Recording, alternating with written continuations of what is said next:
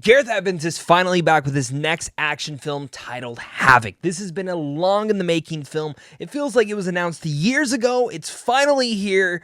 The director of the Raid 1 and 2 is back, and his next outing, it's solid, but maybe not his best.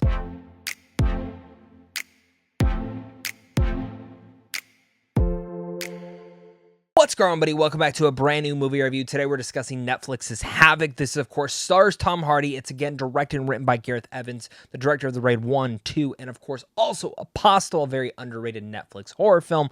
And this is about after a drug deal gone wrong, a bruised detective must fight his way through the criminal underworld to rescue a politician's estranged son, unraveling a deep web of corruption, conspiracy that ensnares his entire city.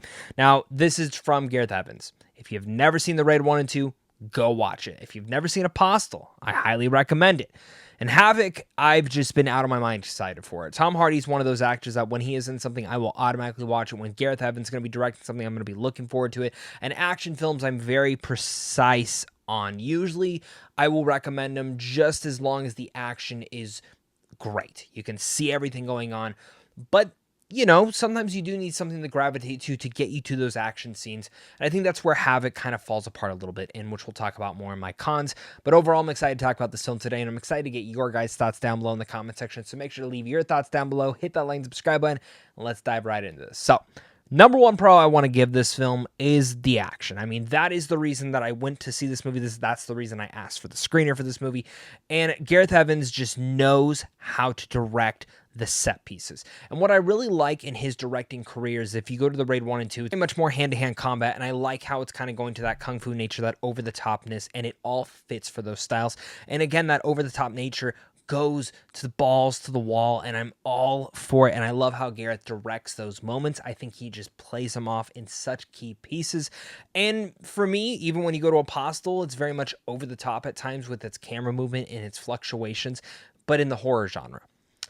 And for me, Gareth Evans brings that same signature style, but to more of an homage to over the top action crime thrillers. For me, is what I really appreciate, is because it's not like he was just making them all go hand-to-hand combat, which there is in here, but very much he pieces together some excellent firefights, and he makes them relentlessly violent to the same degree that me and my wife were having a blast watching all of these brutal, hectic, violent, chaotic moments. And no matter how over the top it is, if you saw someone get their throat sliced in half, or a bunch of a whole AK-47 magazine unloaded into someone, it feels like sometimes they were never running out of bullets. That is the type of film you're getting here. It is so unrealistic. It is, again, balls to the wall. It is bloody. There are bullets flying everywhere. The camera is swinging in all these different directions, specifically in one club scene and a cabin action scenes towards the end. Both those sequences were just insane, and I loved every second of it. And I think that's when this film is firing on all cylinders and becomes such a memorable blast, that the kills you see in this are brutal. They're awesome. And some of the other things you see in this, you know, they just make for a memorable thing. And the amount of flashes and the muzzle fire and the gore, it just makes for an action, an action aficionado's everything. I think what sells a lot of those moments is Tom Hardy. Tom Hardy is a very interesting actor because he's a phenomenal dramatic actor, but also when it comes down to like being in badass roles, it is really funny when you look at his entire career. He plays Venom. I really thought they used him to that entire degree of what the badass that he could have been in there. Then we go to Mad Max, which is just incredible, and he's so badass as Mad Max. But he always plays like an intimidating role, but I don't think he gets to flex those action muscles, and he is awesome in here. The way that he like uses his entire body and the force of it in some of the action sequences are great. And I think that's another thing, is Gareth Evans uses his actors' weight, their size, their look, their intimidation for these roles. It's like he builds the action scenes around the actor and the situation. And I really love what he was able to do with Tom Hardy. I think Tom Hardy's just a beast in this role and an absolute badass. Also on top of this, I found the rest of the cast to be also badass. Jessie May Lee, awesome. Quaylen Sepulveda, I might be mispronouncing that. amazing in here. Like, again, the club action scene you're going to hear a lot of people talking about for days to come. But for me, the performances in here were solid. They were good. They did the job to get us again to those next action scenes. And that's what just kept me on board. I was always interested to see what that next set piece was going to be.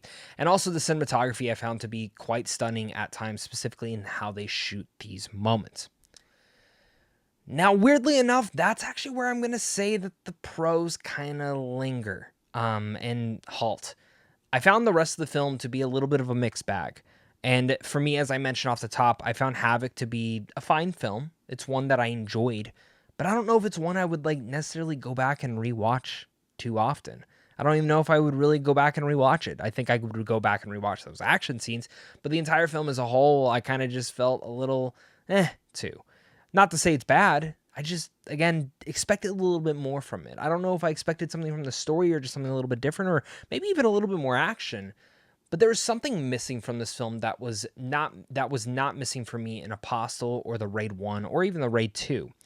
And I think Havoc, again, whether it's maybe I expected a little bit more action because it does have a little bit of a slow start. Not the opening scene. The opening scene's insane, but maybe it just had a little bit of a slow start. I also found some of the visual effects to be a little bit too on the nose and like kind of just felt like PlayStation 2 Need for Speed. Specifically, a lot of the driving mechanics kind of just felt that way. But the worst part about this film is the story. And I'm not saying I needed something top tier, but if you need a story that's going to bridge the gap through the action, at least give me interesting characters or an interesting city or just something. I mean, for me, that is the one aspect that deters a lot of this film is how generic, how dull, and honest to God, how boring the story is at times. Again, it's enough to get you to the next action scene, but you have seen this story 40 times over in almost every single crime action thriller that you've ever watched before. And for me, that is where this film just did not hit the mark. You're asking a lot for us to appreciate and get around to it.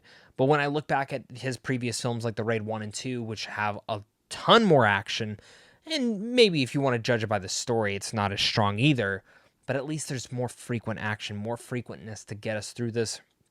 And kind of like Apostle, which is a little bit different, has the whole cult idea. So it's a little bit more intriguing too. I wish Havoc had a stronger story. And I think if this film would have had a stronger story, it would have been the one thing that I think made this film from going to a, oh yeah, that was a good time to, oh, that was an amazing time and one of the best films and not maybe just one of the best films, but genuinely one of the best action films of this decade. And I think maybe my expectations were just a little bit too high for Havoc and specifically how long I've been waiting for this movie. And that's why I found this film to be a chaotic, bloody, and above all, violently relentless, over-the-top action film. Evans goes full throttle with a story that's honestly convoluted and occasionally dipping into the very generic territory. But when the action hits, it hits hard and more than making up for any narrative flaws at times. Tom Hardy's a badass. Completely. He's a beast. I enjoyed him in this.